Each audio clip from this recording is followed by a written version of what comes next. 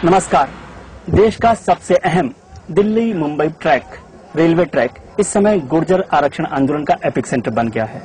लगता है राजस्थान सरकार हाथ पर हाथ धरे बैठी है और केंद्र सरकार मुंह पर उंगली।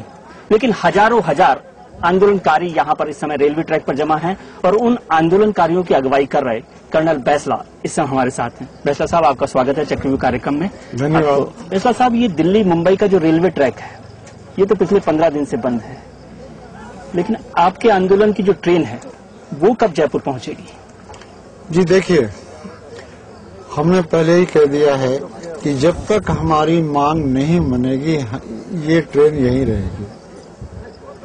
कब तक आपको लग रही है कि वो ट्रेन आगे बढ़ेगी, चलेगी? क्योंकि आप इस आंदोलन को बड़े मजबूती के साथ चला रहे हैं और मैं देख रहा हूं यहाँ पर हजारों हजार लोग बैसला साहब की आवाज पर, उनके इशारे पर खड़े हुए हैं, जमे हुए हैं। तो वो ट्रेन तो आगे बढ़नी चाहिए ना। इस आंदोलन का पर्पस ट्रेन को रोकना तो नहीं है। जी, I agree with you, but there must be some conducive atmosphere for our demand to be met with, which has not been done. ये सरकार के ऊपर निर्भर कर रहा है कि वो कैसे इसको ले। हमारी 1 साल पुरानी मांग है, 1 साल पहले हमारा समझौता हुआ था, उसका कुछ भी नहीं हुआ, और हमारी तो एसटी की मांग है। जबकि 99 का लेटर ये कहता है कि रिकमेंडेशन उनको सेंटर को मिल चुकी है, फिर इसमें कोताही क्या? तो क्या राज्य सरकार क्या कह रही है? क्या आपको लगता है ये राज्य सरकार जो अपने आदमी है, आम जनता है, जो पूरा राजस्थान का गुर्जर समाज है, उसकी सुनवाई नहीं कर रहा? जी, लगता तो कुछ ऐसा ही है।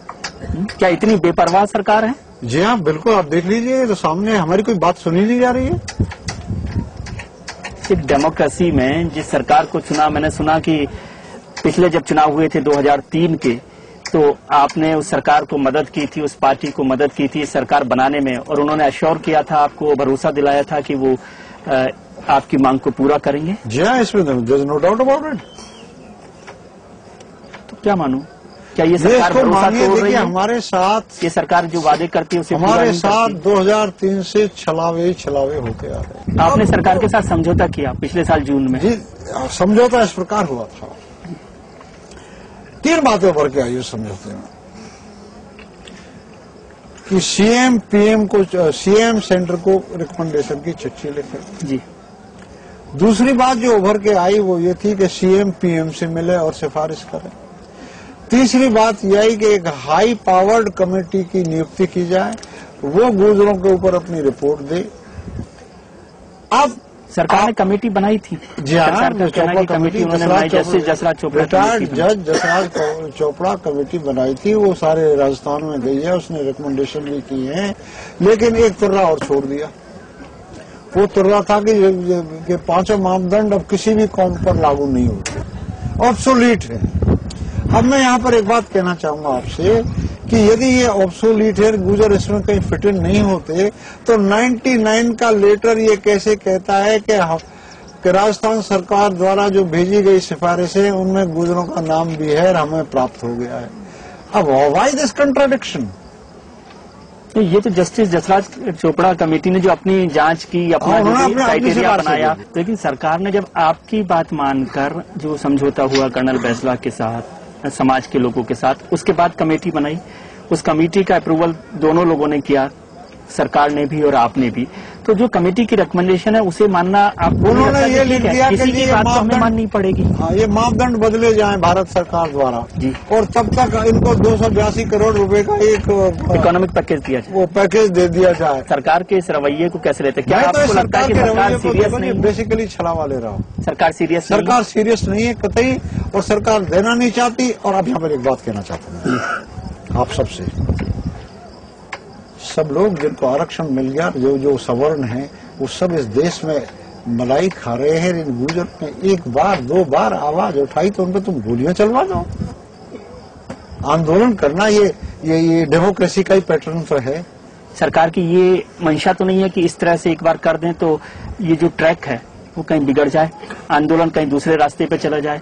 फैसला जरूर इसमें कहीं न कहीं ऐसी बात है, लेकिन मैं एक बात कहना चाहता हूँ आपसे, ये कितना भी जोर लगा लें, कितनी भी ताकत लगा लें, कितने भी ये इफ्स एंड बट्स लगा लें, ये लोग आंदोलन को कम नहीं होने देंगे।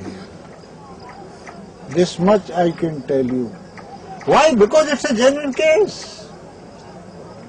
आपने एक बात कही कि सवर्ण लोग और अपर कास्ट के लोग या जो भी लोग हैं समाज जो भी है में वो मलाई खा रहे हैं। हाँ, बिल्कुल। और जो मलाई बनाने का धंधा करते हैं उनको मलाई नहीं मिल रही।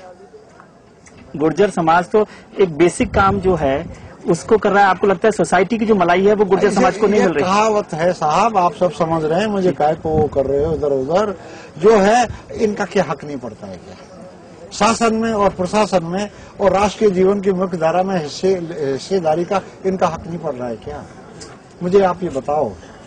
ये आज इस इलाके में आप देख लीजिए, जो इलाका है, आप करौली से ले जाए भरतपुर तक ले जाइएगा और आगे तक अलवर तक ले जाइएगा, ऊपर तक ले जाइएगा, इनका एक IPS नहीं, एक IAS नहीं, एक डॉक्टर नहीं, एक इंजीनियर नहीं इस इलाके में, खास करके what do you call it, सन 56 से पहले, 1956 से पहले मीणा और गुर्जर एक सिक्के के दो पहलू थे।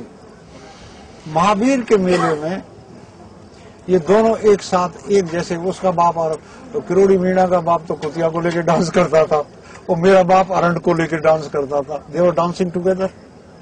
There cultural, there economic, there educational, every geographical, everything was same. Now where are we?